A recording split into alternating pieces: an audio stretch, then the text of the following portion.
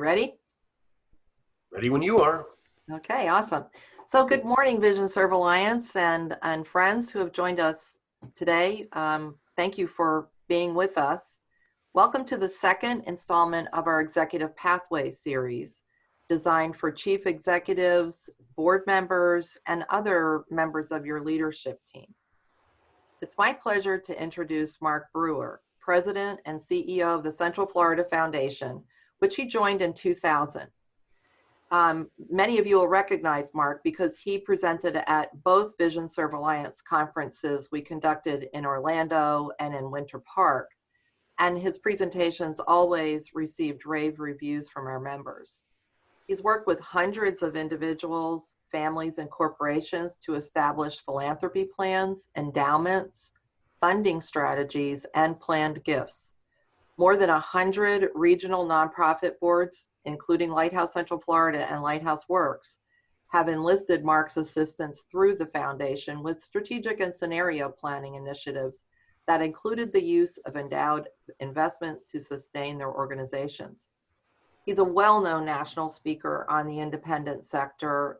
You may have heard Mark speak through other organizations in which you're involved.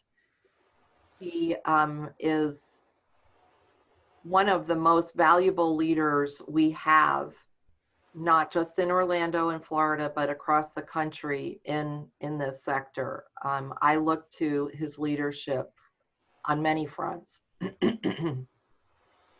Mark holds a bachelor's degree in business, a master's degree in public administration with a specialty in nonprofit management, and is a chartered advisory in philanthropy, and is all but dissertation for a PhD in public administration with a specialty in policy and law from Walden University. About a month ago, Mark presented through the Edith Bush Institute, and Vision Serve Alliance is a member of that, and was an awesome presentation, which I shared with the Vision Serve Alliance board. And we all agreed that this was really important information always, but particularly as we are navigating this most unusual year. I don't know how else to describe it. So with that, please join me in welcoming Mark to Vision Serve Alliance. And after his presentation, we will open it up for questions, and I hope you'll engage with us. Thank you. Thank you, Lee, and good morning, everyone. This is a really unique place in American history. We're all kind of calling this the new normal, but I would submit to you that this is an opportunity space like we have never had before. I was in a conversation last week with some folks around innovation all around the country, people who are looking at their business models and trying to figure out what are they going to do next? What happens post-COVID? What happens after our reckoning with social justice? What happens after what could be a bad hurricane season for the East Coast? We seem to be in one crisis moment after another now, but what's happening is we're opening broad windows for us to see things that we've known for a long time and haven't acted on. And one of those things is the business models that we use to actually do the important work that we do. So this new normal requires a new kind of leadership. And this innovation discussion that I had was interesting to me because the people around the discussion table were saying, I'm being so reactive now, that's all I can do. I just wait day to day to see what goes wrong next and what I can deal with. Well, I would submit to you that good innovation, and many of you probably practice this on an ongoing basis, when you're really trying to innovate, you first have to be a pretty good disruptor, because if you can't disrupt things, then there's no way to start the innovation. For probably the first time in many of our lives, we have almost complete and total disruption in America at this point, which means there's no excuse not to innovate. We don't have to tear anything up to fix it now. It's already questionable whether or not we can do the things we need to do post-COVID in the way we did them before. And so now in this special place and time, at this point finally where we're trying to figure out what are we going to do and how do we get there, we'll now take a look at the new normal. I have a couple of learning keys for you today. We're going to go about midway deep into a couple of things that are about leadership. But I want you to understand that as we talk about these things today, this isn't about planning. Many of you do really substantial planning. Strategic plans have been on the wane for a long time, at least the traditional plans, where we look ahead for 5, 7, or 10 years. The reality is nobody's crystal ball lasts that long. And I would submit to you that if you had a plan in February of this year, it's already in the drawer collecting dust, because now we have to focus on what our framework for strategy is. We have to figure out, how can we pivot? How can we do things differently than we're doing them now to get to the next step? So we're going to cover this in kind of 4 sections. The first is the kind of new world that we're in, doing what we should have done before the pandemic and what the market and world look like. Second, we'll look at theory of change, your post-pandemic value proposition. Now, if you're scratching your head wondering, I'm not sure if I have a theory of change, I would submit that many of you have a theory of change. Some of you have it in writing, some of you have it in your head, and the rest of you have heard of it or have been thinking about it and are now working toward, how do I get a defined direction and way that I can actually talk to both investors, the people who are our donors and bring us capital, and the people we serve, and the people in communities that we serve, so that everyone understands where you're going and what you're doing. The days in which we could procedurally continue to help people, and I put that in quotes because helping people is subjective, and we may all want to help people, but without a theory of change, it's hard to tell if we're actually moving a needle. It's hard to tell if the things we're doing are actually are supported or validated by either academics or by the model and data that we're using to try to get it done. So then once you think about leadership and the theory of change, then it's about executing in a new world. And that more than ever is all about you and your volunteer leaders. And then we'll have some time for discussion so we can look at questions and think through other things that I might not have done. Yeah, I really don't understand why everybody isn't following the same rules right now. They're very clear. So let's take a minute and let's go over them again. First, you must not leave the house for any reason, unless of course you have a reason, and then you may leave the house. All stores are closed except those that are open. And all stores must close unless, of course, they need to stay open. This virus is deadly, but don't be afraid of it. It can only kill people who are vulnerable and also those who are not vulnerable. We should stay locked down until the virus stops infecting people. And it will only stop infecting people if enough of us get infected that we build immunity. So it is very important that we get infected and also do not get infected. You should not go to the doctor's office or the hospital unless you have to go there.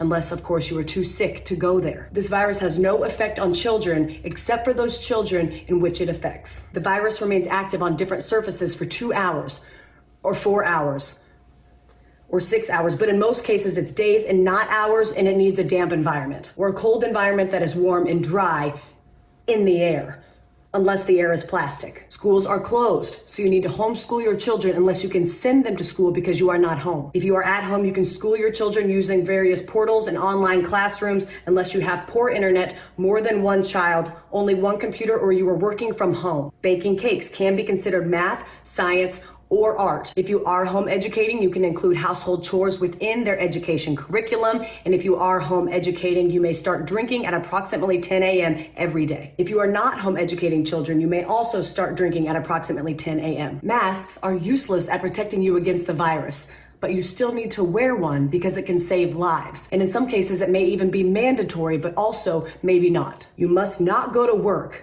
but you can get another job, at which point you may go to work. Stay home. I don't know how many more celebrities we need to have tell you how important it is to go outside and take care of your mental health. There is no shortage of groceries in the supermarket. There are simply many things missing. You don't need to go buy a bunch of toilet paper, but you should buy some in case you need it. If you are sick, you may go out once you are better, but those in your household, they cannot go out once you are better unless, of course, they need to go out. Animals are not affected by the virus, except for that cat that tested positive in Belgium in February, plus a couple tigers. The number of corona-related deaths will be announced daily, but we don't know how many people are infected because we were only testing those who are almost dead to determine if that's what they will die of. The people who die of corona who are not counted won't or will be counted, but maybe not. To help protect yourself during these times, you should be eating well and exercising, but exercising only eating what you have at home to avoid going to the stores unless you need toilet paper or a fence panel. It's important to get fresh air,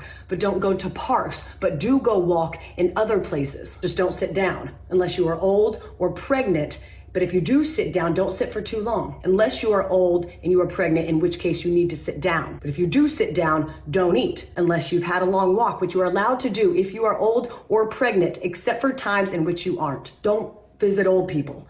But you have a moral obligation to take care of old people and bring them food and medicine. And finally, no businesses will go down due to coronavirus except those businesses that go down due to COVID-19. I hope this cleared up any questions about what we should and should not be doing during this time. Please educate your friends and family with this information so we can remove any and all confusion surrounding this time. Thank you. So this is a pretty typical news conference today. Woman standing at a microphone telling you everything you need to know and what everyone should be doing right now. Except as we all know, nobody really knows what to do. I'm in Orlando, Florida today, a hotspot where we've had the highest number of cases in this state of any place in the world. In fact, if Florida were a country right now, we would be the 4th most contaminated country in the world. And we get news conferences like this every day. Well, I want you to understand that the new world is not that complicated, and there are some real do's and don'ts for those of us who are operating independent sector businesses trying to be of real support and help to people in need. And the new world means some understanding of the things we need to be thinking about. The first step is, and I know you're all doing this, I'm certain you've done it already, but if you haven't, this is the time to sit down and figure out what your real financial position is. Now, I don't mean just a review of how you're doing with grants or how your public sector capital is coming and whether or not it's still coming. I'm not talking about looking program by program to see which programs are the most needed. This is the time to understand your true strengths and weaknesses. If you don't have a diversity of revenue streams, this is the time to rethink what needs to be done now. There's no time now to wait and see what happens. Somewhere between 15 and 20% of human services nonprofits in the country are in jeopardy of going away by fall. Now, I hope none of you are in that position, but because many are in that position, this isn't the time to wait and see. Whatever tough decisions you need to make them now. All your revenues are fragile. You need to examine closely everything that is a revenue of any kind, and then everything is on the table for reduction. This is the time where hearts and heads argue over wallets. It's not unusual. You want to wait a little longer to see what's going to happen. Meanwhile, at this particular point in time, cash is king. And what happens is you get further down the line is you get more vulnerable to problems that can sink you. And so making tough decisions early while it's disheartening is an important thing to do. One of the most popular business models right now is something called a hibernation to recovery model. It's a strategy where we figure out between now and whatever time we hope and believe the virus will peak and we'll be back to an almost normal set. So some people now are saying that's January of next year. Some people have a more ironic and cynical point of view that it might be longer than that. Whatever your re-entry point, whenever you think things are going to get better, just remember these 2 points. The virus has to peak before the economy hits its low. So however good or bad the economy looks right now, we're in for another decline as soon as the virus doesn't peak, which means that we're in that point in time right now to test revenue streams and define the need for both capital and revenue. This is my last academic point here. Don't confuse capital and revenue. Revenue comes in the form of grants, money from the public sector, and donations to help run your programs. Capital comes from investors, philanthropists, or grant makers who give you capital to build some kind of infrastructure that is then supported by the revenues you produce with it. Don't confuse the two of them. Don't try to keep things alive on revenue only. And at this point in time, don't try to build anything that you're not building with capital. If you're building things with revenue, it's going to be possible for them to not make it through the very thing that you're trying to build them to solve. This is one of those few points in time where capital and revenue has to be clean and strong, and we have to recognize where it comes from and what we're doing with it. So I want to give you a quick look at a continuum that runs from traditional mission-funded competition, that's you out in the marketplace telling people the good work you do and asking them to give you money, all the way through to what is now a more socially viable strategy for enterprise. In other words, how do we build businesses that deliver the right kind of prevention and assistance and services, direct or indirect, to the people who need them? Well, so if you've ever wondered where does that money come from, it actually comes from a few different places and in a few different channels. The first one is retail donors without relationship or equity to you. So these would be people that write you checks or come to events or are part of things that you typically reach out to folks and ask them to write you a check. This cohort is in deep disruption right now with a 50% immediate reduction. And we think based on the data that there's probably a 5-year recovery for active retail donors to come back. And during the time that they're coming back, it's going to be a volatile period. So you'll need to rethink everything from retail focused kinds of events that you do all the way through to direct ask events, because these people right now are most worried about their own jobs and their own security and trying to figure out how to get through this. The next channel is mid-level donors in cultivation. Now, many of you work with investors or donors over long periods of time, some throughout their entire lives, and they're almost always in cultivation. Some people call this the missing middle. This is the cohort that is not growing due to generational changes. Many millennials and younger donors aren't cultivatable. In other words, they're not used to staying with you for long periods of time. Cultivation looks like this. I come to an event, I get together and join a committee of yours, or I volunteer with you. I join your board. I then make a major gift to you. Later, I might make a planned gift to you. Cultivation happens over a lifetime. And in generational worlds, below millennials, people are not cultivating the way they used to. So while this model could show a 3-year recovery, we're going to have to work really hard below baby boom generation people to make certain that we're cultivating people. The next channel is family donors who are building cross-generational experience. This was actually a growing investor group for long-term social change. These are people who know your mission. They're focused on long recovery and human needs. They understand that you don't fix things in an instant and that it's not a transaction to make a gift to you, but rather a longer-term investor status that they would have with you to continue to help you through things. This particular channel is alive and well even during the coronavirus. Now, know that some people don't have easy access to revenue or capital to give to you, but they have the ability and they're still very active. The next channel is high net worth individual investors. This was a growing cohort before the coronavirus, but beware of the unintended consequences of focusing on this cohort.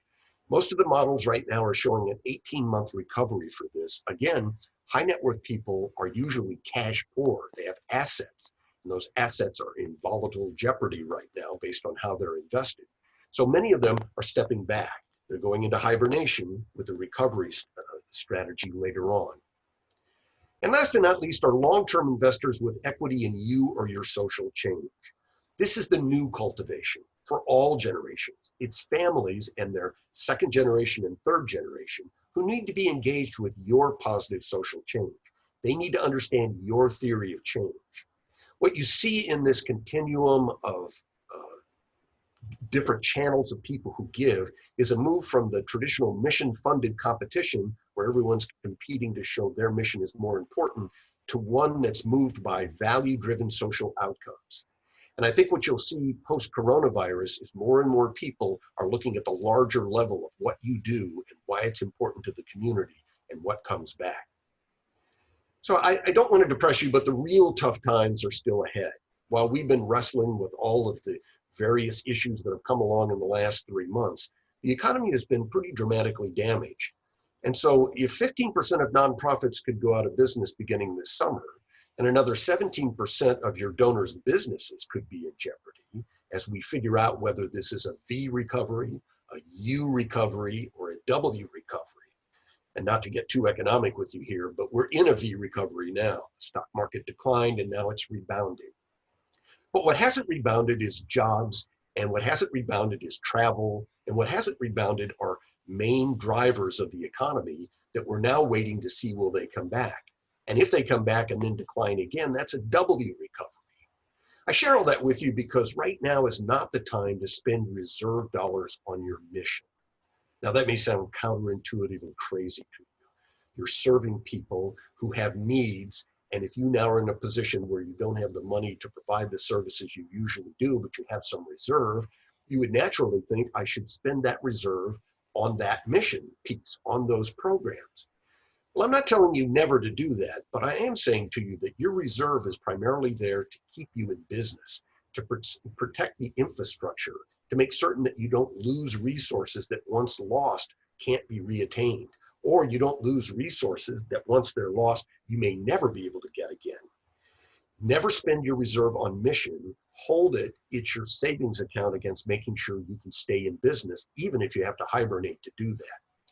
And earned revenue would be the most important thing right now for the future. So protecting your revenue streams. Be careful of things like multi-year grants, which you might suddenly find the multi-years may be cut back or go away because grant makers' investments have declined. Be certain that the public sector investment strategies that you've got, the longer term contracts you've got to provide services, have some kind of protections in them so that they don't suddenly go away. You may note that the president cut a bunch of funding recently, and governors of 27 states cut most of the housing money. So people who do housing work were suddenly left with no money and no opportunity to get to public money. Make sure that doesn't happen to you by protecting as many of those revenue streams as you can. Cash is king right now, so if you have to make cuts, make them quickly and cushion your reserve during this particularly important time. By the way, if you feel that your diversity of revenue isn't what it should be, you should be thinking about how to fix it, but it'll be difficult to fix it right now. If you can diversify a revenue stream, now would certainly be the time to do it. Now, I want to take a minute to have you think about your business, your organization, and your mission in the form of a life cycle. Because post-pandemic, your theory of change might change a little bit, and your life cycles might drive some of it. So for those of you who didn't go to business school, this is just a hint of what you might have learned in a business class. Those of you who did probably already use this, and many boards today are beginning to see the importance of governing and managing their nonprofits based on life cycles. So everything you do, from the people you hire to the programs you do to the fundraising events you do, begin in a life cycle with a startup.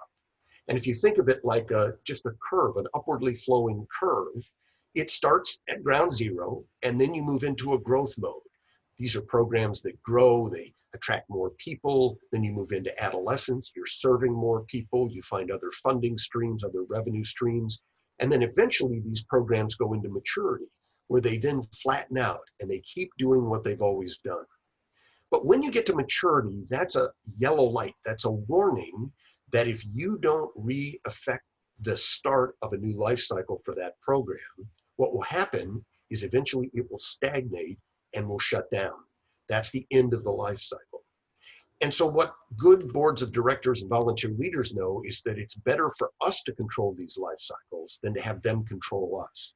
You wouldn't want to go into a year where 2 major fundraising events and 3 programs suddenly got to the end of their life cycles without you expecting it or seeing any warning it would happen. So understanding that you're always in a life cycle and that the average human services nonprofit moves through an entire program life cycle, sometimes in as little as 18 months. This is a continually moving process of thinking about how your operations run and how you can manage them better from the staff side and govern them better and lead them better from the volunteer leader side. Now, I share this with you because as you think about how life cycles work, you move through these sequences sometimes faster or sometimes slower. But it's a good idea to know that once you hit maturity, you're effectively in turnaround mode, and you should be thinking about how to turn around those events and those programs so that you can reintroduce them. My favorite analogy is a box of Tide, which also has about an 18-month life cycle. They introduce it, they spend a lot of money on advertising, they put it into the marketplace, and within about 18 months, another detergent comes along in a new life cycle and begins to steal market share from the box of Tide. Tide then takes the Tide down, rebrands it, reformulates it, and puts it back on the shelf. It starts now in a new life cycle. So if you look at Tide over the last 40 years, you can see sales that look like they go on and on and on. What you can't see is that the life cycle of Tide changes about every 18 months. It turns out that nonprofit programs look remarkably like that. And for those of you that have public sector revenues or funding for programs, those life cycles are a little longer. They can typically run 2 to 3 years. But at the end of the day, if you're not thinking about it, it'll sneak up, could become stagnant, and then you'd be ready to shut it down without you actually being ready to shut it down. So this brings us to theory of change. And what is it, and how does it work? And how do those of you who have them use them? Your theory of change is actually your value proposition. It's actually how you describe to people what you do. Look, if you've ever been in a place where you've had to try to describe to somebody what vision services are and what it means, then you've reverted, as most people in human services has, to telling stories. Because if you tell stories about people, that helps people better understand what you do.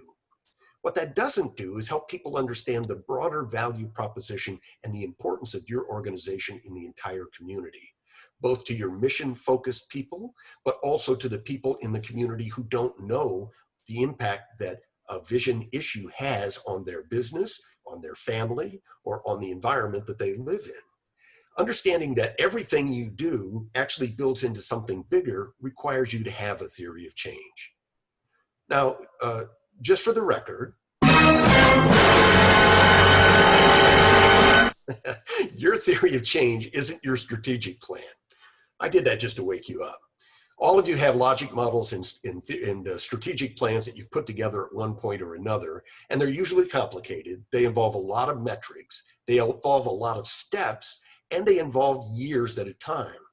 I'll just remind you again that if you introduced a 2020 strategic plan that you finished up in December and you launched it in January, the chances that you can take any of the assumptions or the metrics in that plan now and put them into play is dubious, because the world has literally changed and some of the funding may have disappeared. And so if you now have to rewrite the strategic plan, that's an awful lot of work that doesn't result in you working and actually getting things done. It's the bureaucracy of trying to figure out how to make the plan reflect what you're actually doing. I always love a cartoon where two scientists are standing at a blackboard and one says to the other one, as he looks at the equation they've built, at the center of this massive equation, and right at the center of it, it says, "Then a miracle occurs." And he says to the other scientist, "I think you should be more explicit here in step 2. Well, I would say to you that this is the time to be more explicit with a theory of change, helping people understand why you do what you do and how your outcomes actually work. Not telling them the mission or telling them why what you do is important, but showing them what you actually accomplish. And know that the concept that if I gave you money, or if I became a collaborator of yours, or if I worked with you in a collective impact, that doing that would somehow make things better without identifying what better actually was, leads me to my favorite of all time Three Stooges clips. Those of you who remember the Three Stooges, these were three idiots that were stars of stage and screen in the 1930s. But this is one of their most famous moments. What's the matter with you? I'm trying to think, but nothing happens. In strategic planning, many times we get to that phase. We're trying to think, but nothing happens. We come up with a great plan. It may be many pages long. It's very descriptive of what we want done. But at the end, trying to add the metrics and trying to figure out what to do in scenarios if things go wrong create problems for us. So right now, your number one issue with a strategic plan is how do we get through the pandemic? That's probably not identified in your plan because we had no idea there was going to be one. And then there's the question of, will our business model work after the pandemic? If you understand that many of our models are convening models, they happen when we bring people together. So what happens when we can't bring people together? Well, by now, many people have decided everything should be virtual or could be virtual. But the reality is everything can't be virtual. And if it can be virtual, it can't be virtual in the same way. And if you're looking for a franchise answer to that question, it doesn't happen, which takes me back to my comment in the beginning about innovation. This is where people are innovating at an accelerated pace, because the disruption that you didn't do now clears the path for you to do whatever it is you think is best to try to solve the problem. Before the pandemic, there were probably a bunch of innovative things you wanted to do, but because you couldn't disrupt revenue streams, or you couldn't disrupt partnerships or other things you were doing, there was no way you could get to innovation. Some of the most innovative ideas never get done because there's no disruption. Well, you can check that box because that's fixed now. And so then there's the question of, wait, maybe we should be using this time to remake everything we're doing and get ready for a new world. And that would take us through essentially a theory of change starting point. Now look, I'm going to consider that you're all in a continuum from you know what one is and you've got it, and you've even got it on paper, to you know what one is and you've got it, but you've got it in your head, to you know what one is and you don't have one, to what the heck is a theory of change? I never heard of that. So let's start with the strictest definition. It is as simple as possible. It can have as many elements as needed, but it should have as few as possible. Understand that many of the things you do are complex, but that doesn't mean they have to be complicated. And it also doesn't mean that there's a simple answer to every complex social problem that you work on. Also understand that there are many times when you need help from other people to make this work. So as simple as possible, as complicated as necessary. Theories of change always use system thinking. We try to show causes and effect. So here's the simple way to think about a theory of change. If I do this, then this will happen. If I do this, then this will happen. That's how we know a theory of change actually works. And a theory of change, by the way, is one in which both the theory and the activities necessary to produce the results can be articulated clearly and concretely.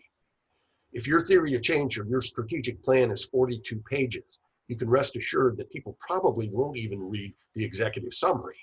Instead, we have to get better at explaining to people what we do and why we do it the way we do it. So where does this start? Well, the most important outcomes in your organization are really the place to start with your theory of change.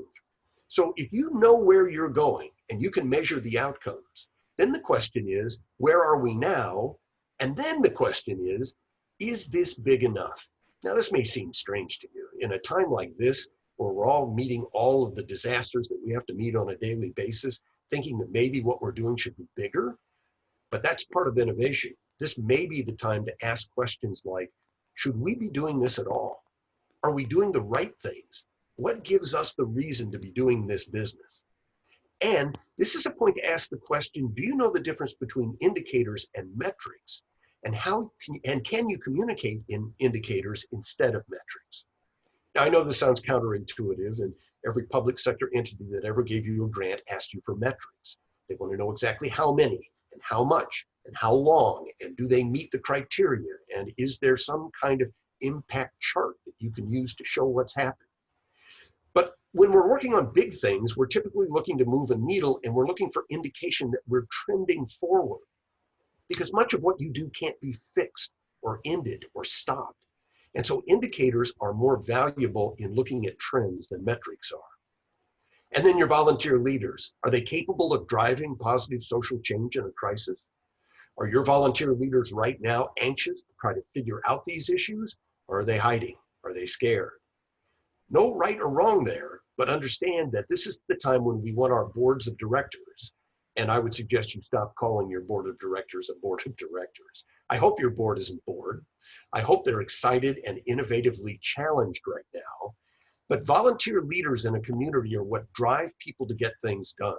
If I'm going to give gifts to you, if I'm going to work with you, I want to see volunteer leaders that are in the game, people that can articulate what you're doing and why you're doing it, people that can educate me that there's a better way to go about this, and you're the right people to do it because you know the better way to go about it.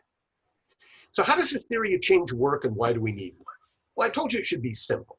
You can Google theory of change and come up with 1,000 academic journals and ideas about how to do it. But let me give you the simplest way to look at this. Just set yourself up a simple chart. Start with a column called desired outcomes, and define for a minute in any program that you drive the desired measurable outcomes. Now, when I say measurable, it means you have to get to how will you know when this thing works. They can't be generalized, they have to be specific, but they shouldn't be metrics. They should be more about the trend. How many people can you move from one condition to the next? How many people can you now put on a path towards something that will get them to a better space? And what does that better space look like? And how would you measure it? The second column in this chart is the current situation. Look, desired outcomes are a problem for all nonprofits because many times we don't have data. And so we're making things up, or we're being anecdotal about what we're trying to get to. Or we're trying to take last year's outcomes from the strategic plan and boost them by 5%, which is many times unreasonable and undoable. Your current situation is even worse. It means you need data now. about not just how many, who are they, and where are they, but what is their current situation. And today, more than ever, you need to have an equity thread running through that, because equity is not something we do as a separate project. Social justice is about making sure there's an equity thread through everything we do.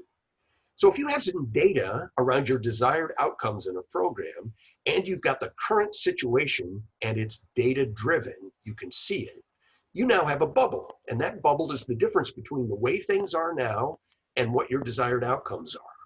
Now, you'll notice that I didn't suggest that there was any time frame here on when these get done.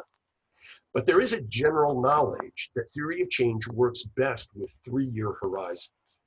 So if I'm thinking about driving some desired outcomes, I want to have a big enough horizon so that I can see challenges in the future. And then I want to have the planning components of this be no more than 18 months. That's a fiscal year and a half. So I can now begin to drive my theory of change, not like a plan, but like a strategy. I can shift, I can decelerate or accelerate. I can hibernate for a while and then come back when I need to. And what determines that? That would be the third column.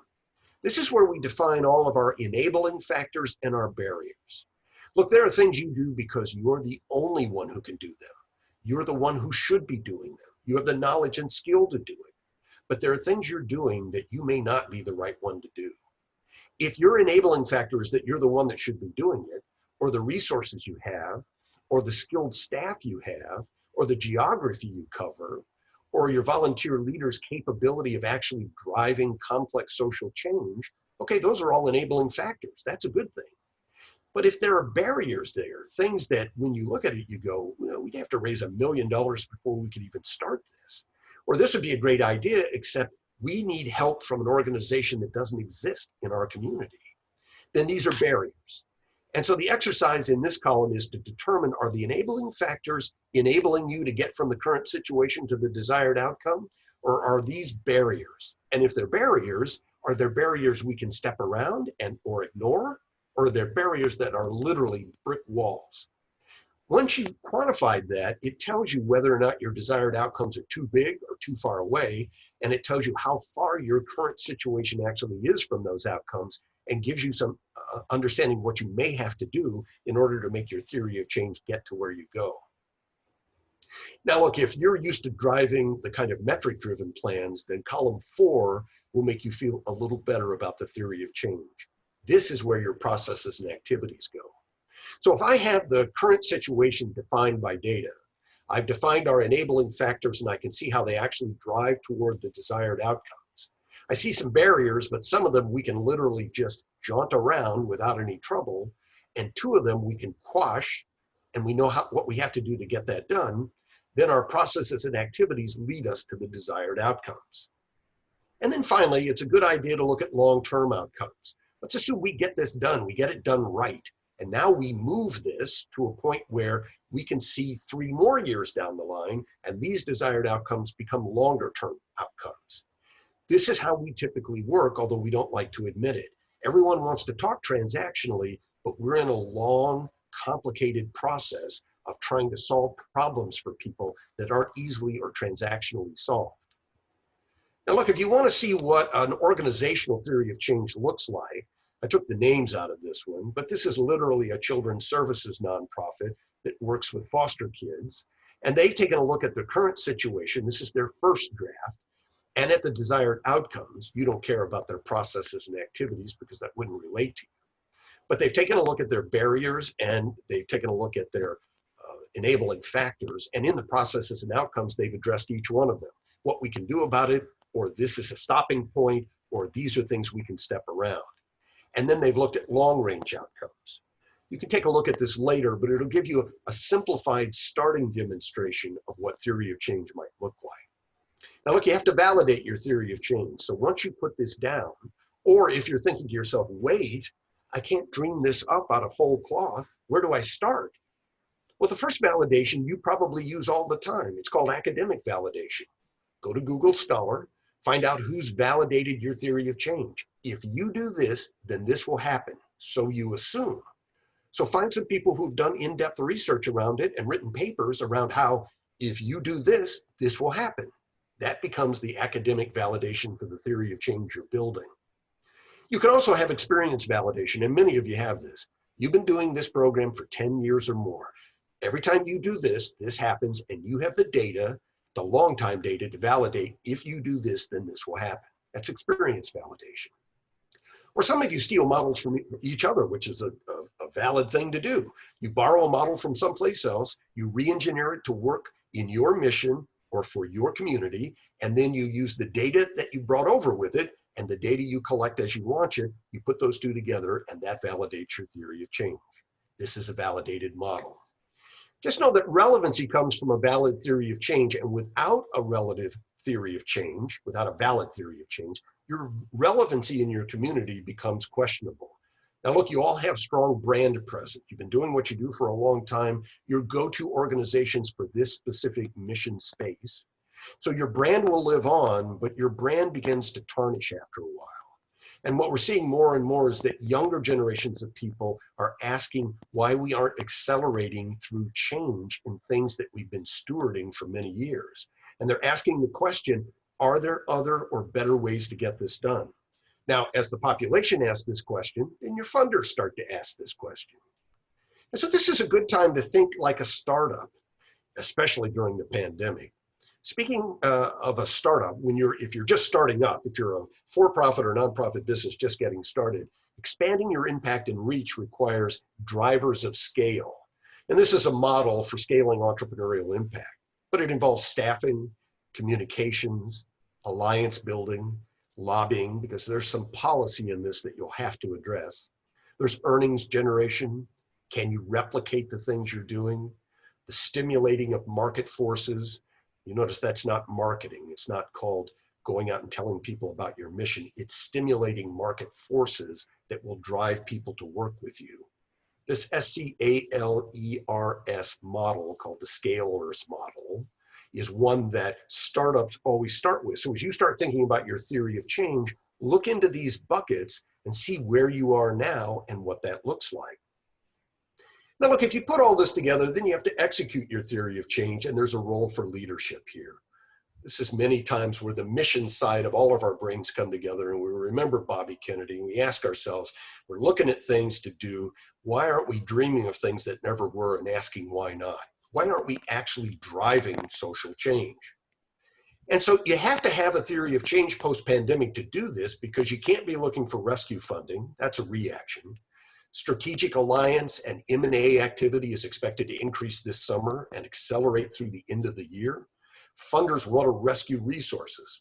So if there's a chance you might go out of business and you might take some resources with you that we can't get again, then merger and acquisition or strategic alliance, I'll say more about that in a second, are things to think about. If you're looking to funders to focus in core areas like food, healthcare, housing, services, that's where they're going to be. But they may not be in your service area. So making certain that your service area is connected with the areas of focus in your neighborhood or in your community. Business leaders across the country are issuing papers right now, and you'll see that a lot of cities are focusing on transportation, housing, food, how to deal with the issue of social justice. Where do your mission services fit in that circle? Now's the time to meet with people who share your mission, but also to meet with non-mission partners and focus on this systemic innovation. You may have designs, and now's the time to share those theory of change designs with funders. Because if I come to you and say, hey, I have an idea, and if you give me some money, I'm pretty sure I can make it work, that isn't as forward-thinking or passionate as me bringing you a theory of change saying, we now know, after doing this for a while, after studying it, or after building models to solve the current situation post-pandemic, that if we do this, this will happen. We're asking you to invest in this theory of change and invest in us as the people who can get it done. And then volunteer leaders need to step up and lead this. Now look, community leaders are going to want more from you going forward. Just know that more than 70 cities around the country are currently doing collective impact models. I'm certain that some of you are involved in them, but this is the time to be thinking about your ability and awareness around working with other non-mission leaders to solve complex social problems for which your mission is a driver, your mission might be a source issue, or it might be something that could drive something else to completion more quickly.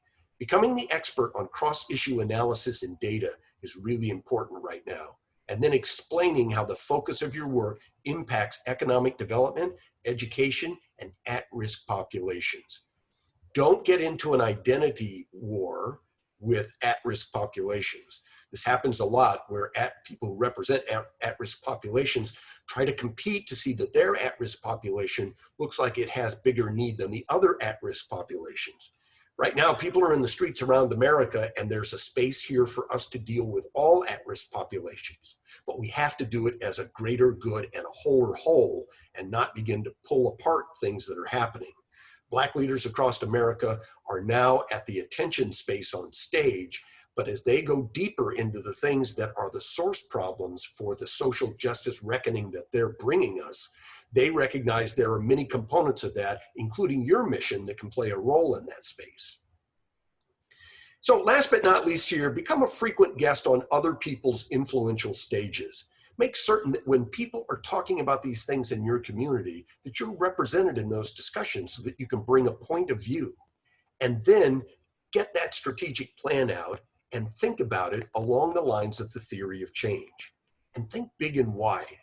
See if you can create a discovery document. You take the outcomes of the last strategic plan or the one you're currently in, and then build it into a theory of change deck, and see if you can actually see if the things you're doing have a theory behind it.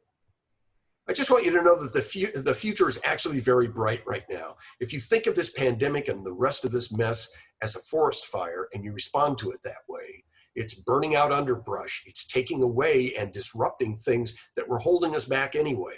Now's the time to build those transformative models. And now's the time to think about not building a final perfect system, but thinking instead about building the trend-related pieces that will drive us to outcomes that we can measure.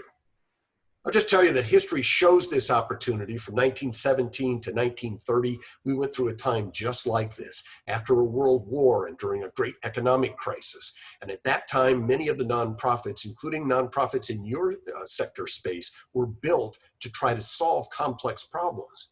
It's 100 years later, we need to do that again. And governance will drive this relevance. The last point I want to share with you is just the fact that your board, your volunteer leaders, should be made up of 3 different groups of people. They should be culturally diverse, certainly. You should be inclusive, they should be representative, but they have to have some skills around fiduciary skills, strategic skills, and generative skills. So a large number of nonprofits have mostly fiduciary boards. And if you do, you'll know it because oversight and policy is mostly what they think about. They steward your assets. They constantly ask the question, can we afford it? They ask the question, will the budget balance? They ask the question, are we compliant? Most nonprofits never leave this space. That's a gentle warning to you. Strategic governance boards are a little different. They think prospective and reactive. They think in terms of indicators or a balanced scorecard. So you'll know the strategic board members who say, I understand the fiduciary piece, but do we have a plan for this? And if we have a plan, do we have a scorecard that we can follow? Now look, in a perfect world, you would have fiduciary governance, strategic governance, and those two would work together to make certain that you had the oversight you needed fiduciarily, but you would also have the oversight needed around strategy and making sure there's a plan. They always want to know what process will get us there. Last but not least is generative governance. These are people who ask framing questions. They shift from the cognitive to a paradigm. They're comfortable when direct answers aren't available and the meaning matters to them. They ask complicated questions and they want a bigger purpose for what it is you're doing. They want to understand if what you're doing is the right thing to do. They ask questions like this: what should we worry about? What keeps us up at night? What's good for the mission or bad for our business? What should we do differently if we were a for-profit? Or what would we do differently if we had all the money or none of the money? If you've never had these kinds of discussions with your board, then that creates a problem because they don't have the ability to lead you through. Now, I don't want to confuse you on this. I'm not suggesting that you want a generative board or that you want a fiduciary board. You want what's called the triple helix. You want all 3 of these. And in order for you to balance out your board, it'll take some training and it'll take some resource thought, and it will certainly take some recruitment strategy to bring in these people. One last thing, the generative governance people many times come from outside the mission space. They don't know all the things you already know, and so they will ask different kinds of questions. They will push you to think differently, and they may ask questions that you've never thought about because they're bringing models and ideas from other places. Now look, if we combine all of these, here's what it looks like. If your board governance is first, if it drives your organization's ability to have relevance and to make change happen, then of course the second would be your theory of change, which would drive the value proposition to do the very work that the board governance is driving and to attract investment. These two fit together like a hand and a glove. It's not your board talking about the greater need for your mission population or begging or suggesting that you're better or smarter. It's them behind a theory of change that clearly shows you not only know what you're doing, but it has some validation. And then there's your personal leadership as a staff leader, as the CEO or senior management person. Your personal leadership drives community relationships and the networks necessary to build collaboratives. So when you have these three all together, you actually have something to take to the marketplace. And it creates organizational leadership, which begins with the ability to be part of and drive collective impact initiatives. At some point, you have to break out of the prison of only focusing on your mission outcomes and figuring out who else's outcomes actually help make your outcomes better, and who else's outcomes can your outcomes make better, and making certain that you're thinking systemically about what that might look like in the future. Now, I'll end with this point that clusters within subsectors are now looking closely at merger and acquisition continuums. What does that mean? Well, you may be thinking about what's next for you, and it may include collaboration with someone else. That's a rather loose connection where you are working with someone else. Or it might include a strategic alliance where you're actually putting your brands together on the same shelf and you're making a longer-term MOU to do work together in a specific way. You may be looking for funding together. You may be looking to help others together, and many times strategic alliances drive collective impact. Merger or acquisition comes after strategic alliance. That's a point in which we say, we've been doing this together for a while. Why don't you just acquire me? Or why don't we merge together? And then we look for this as a way to rescue resources before they're lost. So think deeply about whether or not you belong in this continuum, either as an acquirer or as a merger, or whether or not this is your pathway to rescue resources. It's also a good idea to come to a common finance and debt pool strategy. You're all collaborative as you are, and because you're all a part of this larger association of people who think together, you should know that around the country there are custom finance and debt pools being put together in sector groups, where the stronger in the sector might create a debt pool so that they can loan at low interest money to the folks that are having more difficulty, and they might need 3 or 5 years of some capital that could be loaned to them at a below market rate interest rate and paid back at a time when things are better. There are also direct debt pools. That's where people just stand behind your debt. They don't give you any money, but they help you be able to get credit you couldn't get unless the group came behind you to give you some authority and credit. And then there's social enterprise conversions going on around the world a lot now, where nonprofits are converting to social enterprises to try to find private sector revenues. That's a whole other discussion level and a whole other debt to talk about. But I want to leave you now with just this thought. You have got a lot to work on going forward, but there are lots of ways that you can move into it and do it better. I've gone longer in the presentation than I should have, and I want to make sure that we have some time for questions. And so I will defer to Lee and her crew about how you want to do this, but I am happy to stay in discussion for as long as you'd like to. Thank you, Mark. Yeah, we are at the end of our hour, but we're going to stay on as long as attendees want to do that. And we will ask you if you will please raise your hand. Hope everybody knows how to do that. Ben can remind us how to do that in a moment, or ask a question in the chat and we'll call on you and unmute you and let you have at it. Thank you very much, Mark. Lots of food for thought. So who has a question for Mark? So raising your hand, there should be a button if you're on the computer. Alternatively, for Windows, you can hit Alt-Y, or on Mac, it's Option-Y. If you're on your phone, there should be a button on the lower left hand that lets you raise your hand. And if you're on the telephone, I'm not sure if anyone does, is calling in, you can hit *9 to raise your hand.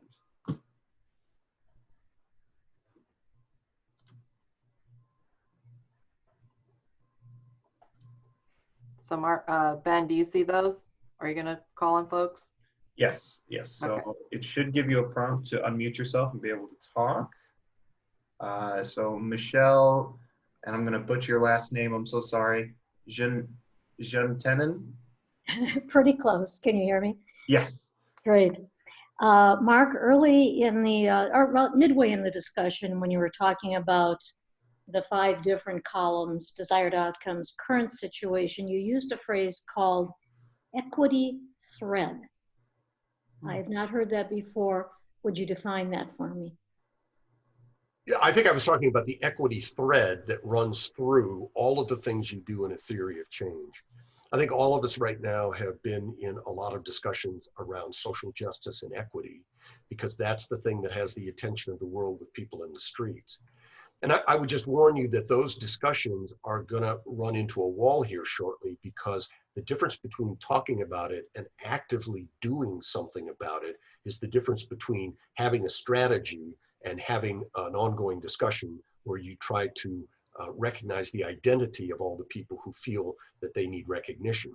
And so in the theory of change, it's really important that there's an equity thread that runs through everything you do. Ask yourself the question whether or not the right voices are around the table, whether or not you have the right representation. In human services right now, more than ever before, we have a growing problem of many white people doing good things to help people that aren't involved in the conversation to talk about what they need. And so you folks have been in these conversations around people with sight issues for your entire length of time, as long as you've been in business, where people try to do things to people rather than doing things for them.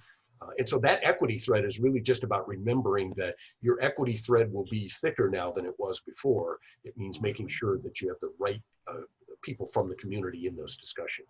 Does that make sense, Michelle? Yes. It's a great question. Thank you. All right, Lauren, I saw your hand raised.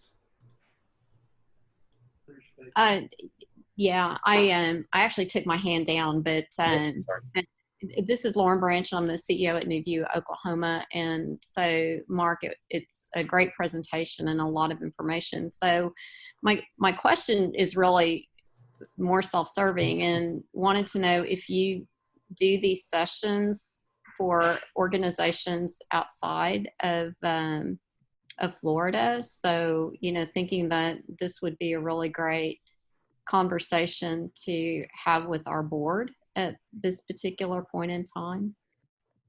Well, thank you, Lauren. Thank you for that question. And the reality is that I'm a foundation president involved across the country in a number of large initiatives. I'm not a consultant. I do, however, do presentations to boards around the country. It happens on an as available basis. So if you, after this is over, you get a chance to look at the deck, if you would reach out to me, if you've got an idea of timing and space, I'll certainly look at it. I have a portfolio of time that allows me to share this information with organizations across the country. It's not a huge amount of time, and it tends to fill up across the year, but if I can do it, I would be honored to. Okay, thank you. Mm-hmm.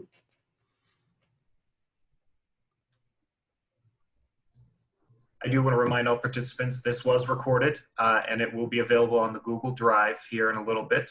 The slides are already available. You can find the link for that in the chat. It's the very first chat we've sent. So any other questions? I'm sure there's lots of questions and everyone's thinking, wow, how do I get started here? It was a lot of information, but I hope you will find it energizing and help you sort through the many pieces that you have to put together as leaders of your organization. We will provide you with this. You could ask questions of me later. Happy to help with these kinds of discussions with your leadership team and with your boards as well. And you can always reach out to Mark as well. And we have another raised hand.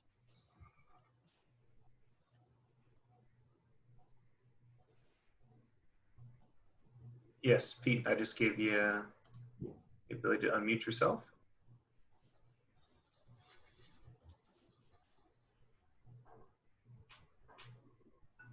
Okay. Good morning, everybody. Hi, Pete. Good morning. Hi, Lee. You mentioned something, sir, when you spoke about having the right people around the table for discussion. I didn't know what you meant by that, and who is the one that decides who are the right people to be at the table? Good question, Pete. Well, ultimately, it's you who decides who's the right people to be at the table.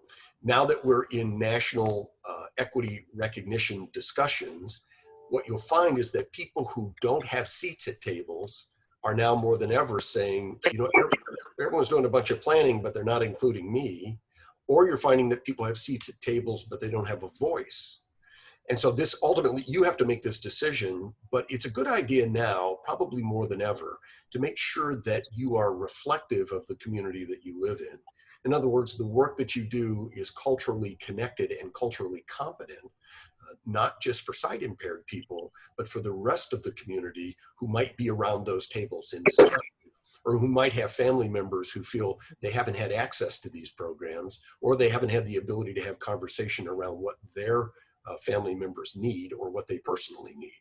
So ultimately it's your decision and your volunteer leader's decision. But what you'll see now, probably more, look, I'm an old guy. I was around in 1968 when we had protests in the street and cities on fire. And when it was all over, everybody went back home and not much changed. But I think this time you're going to see a lot of people, all different in different cities, looking to community organizations like ours, and specifically looking to institutions like ours to be more proactive in these kinds of discussions and less reactive. Does that make sense? Yes, thank you. Thanks, Pete. So Lee, one of the things I'll send you that you can share with everyone afterward is I'll send you a theory of change template. Awesome. That you can share with people, and also another short deck of slides that gives just a basic guidance to how you might create your theory of change. It's in this deck. Start with your strategic plan and kind of dissect it into a theory of change and test the theory, see whether or not it actually works. And then make certain that you're looking for the validity that's necessary to make it work. So you either own it, it's your model, or it's your experience, or you've got academic theory of change validation. Those are the three ways to do it. That's terrific. I will share that with all of our members. I know there's going to be a lot of discussion about this after this webinar. Thank you. Okay, if you have any other questions, I'm going to ask you to send them to me after. We're going to go ahead and sign off. Let's thank Mark. And I thank you for all of the work that you're going through this year. This is an extraordinary year. We need your leadership more than we ever have. Take care of yourself and your leaders and your volunteer leaders, your staff leaders. Be kind to each other, and let's forge ahead. Thank you very much, Mark. Thank you very much, Lee, and thanks to all of you for all the important work you're doing. Thank you very much, Mark.